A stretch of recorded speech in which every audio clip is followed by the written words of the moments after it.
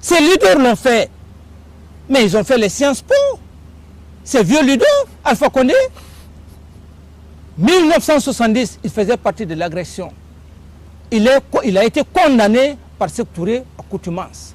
Feu Général Lansana Conté, il a été condamné ici, devant nous. Et c'est le plus rusé. Pourquoi il est rusé et méchant? Il a laissé les autres leaders ici. Il est parti aux États-Unis. Et donc, Dalin est resté, Jean-Marie Doré est resté, Fall est resté, si j'ai bonne mémoire. Oui, il était là. Sidia est resté. Mokhtar, le jeune. Mokhtar, il est resté. Lui, il est parti. Pourquoi il a fait? Il est très rusé. Il a fait pourquoi? Parce qu'il sait que s'il y a la justice, de près ou de loin, si ces hommes-là ont tiré, ces hommes ont tiré. Mais la loi condamne que lorsque tu conduis un mouvement et que tu n'arrives pas à contrôler le mouvement, et que tes partisans se saisissent des armes de guerre, et que tes partisans portent préjudice aux usagers, brûlent les véhicules, et qu'il y ait des morts, tu en es responsable. Et donc, ça veut dire que si demain, la loi, la justice, de près ou de loin, doit condamner, d'une part, ceux-là comme militaires, c'est que ceux-là, les leaders qui sont là, ils vont être certainement condamnés. Je ne dis pas condamnés parce que je dis certainement. Et donc, s'ils sont condamnés, ça veut dire qu'ils sont disqualifiés des élections. Seul Alpha Condé, qui est rusé, il n'est pas disqualifié. Voilà, il a piégé les autres. Il a piégé les autres. Il est rusé, il est méchant. Il ne veut, il m'a dit dans mon bureau, que président, tant que tu es avec Cellou Dalein, il a même qualifié de voleur de ceci, de cela. Il dit, tant que tu es avec lui, je ne viendrai plus dans ton bureau. Fall me l'a dit, sur l'honneur, dans le bureau du ministre de la Défense, que ton bonhomme, ton voleur est venu tomber dans ton filet. Ils m'ont fait la guerre à cause de Cellou Dalein ici. Eux tous disaient de procéder à l'audit pour éliminer Cellou Dalein. J'ai refusé parce que je suis très réfléchi. Je me suis dit que le système de Machiavel, en ce moment, comme maintenant on parle, on aurait dit que le capitaine Dadis a créé l'audit pour éliminer Cellou Dalein. En ce moment, eux, ils font face à moi. Donc je me suis refusé. Ici, la presse en a parlé. Le programme d'audit est en cours. Voilà, un autre événement vient tomber. Il laisse ses collègues. Pourquoi ne pas rester?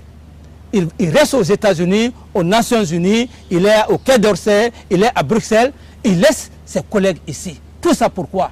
Parce que, et c'est pourquoi il est acharné, il parle de justice et il sait que s'il y a ça, si les militaires ont un côté, les autres leaders ont un côté, c'est-à-dire les leaders politiques, parce qu'il y a le code de conduite. Lorsqu'on organise une marche, si la marche est pacifique, et si la marche était pacifique, sans porter préjudice aux édifices, sans se saisir des guerres, sans brûlure, que ces hommes partent, même s'ils avaient défoncé le stade, marcher dans la pacificité, je crois que là aussi, c'était pardonnable.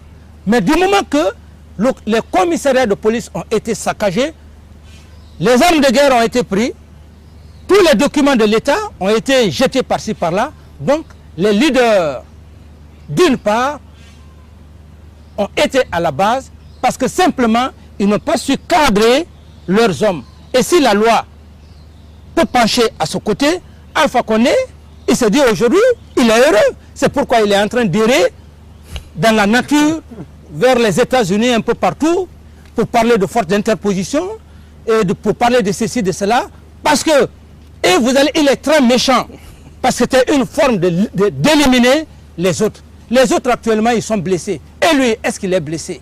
Alors c'est comme ça il a joué l'agression de 1970, la rébellion, le mouvement... 2002 non 2000 1970, l'agression portugaise contre la Guinée, il était au large. Et le mouvement 2002, 2000, la rentrée des rebelles tout au long de la frontière, il a été arrêté, il a été jugé par le tribunal d'ici. Il a été condamné. Et donc, il est habitué.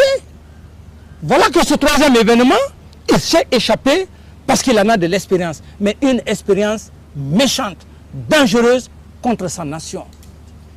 Un homme qui a un casier judiciaire aussi important, peut-il Il être a un casier judiciaire. Il n'a pas eu l'amnistie.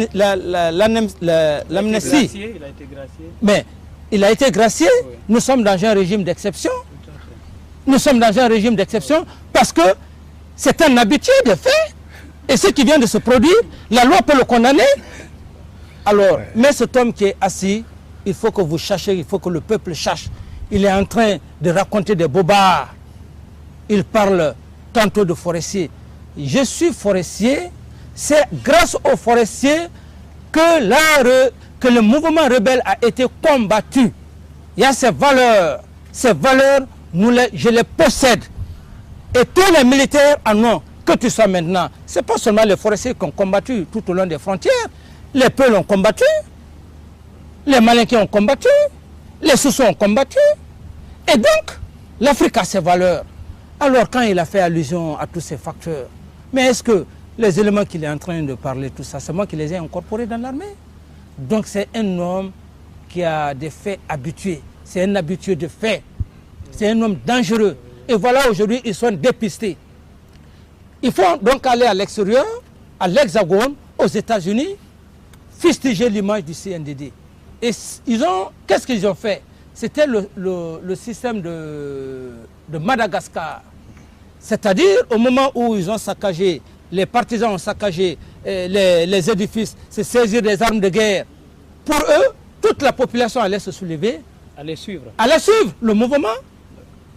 Il fallait quoi? Créer une insurrection? Une insurrection, la population se lève, et puis éventuellement peut-être aussi l'armée, et donc le départ du président, comme ils ont fait à Madagascar. Mais ils se sont levés, une bonne partie de la capitale, si ce n'est pas cette bretelle qui est restée, donc ils ont échoué complètement.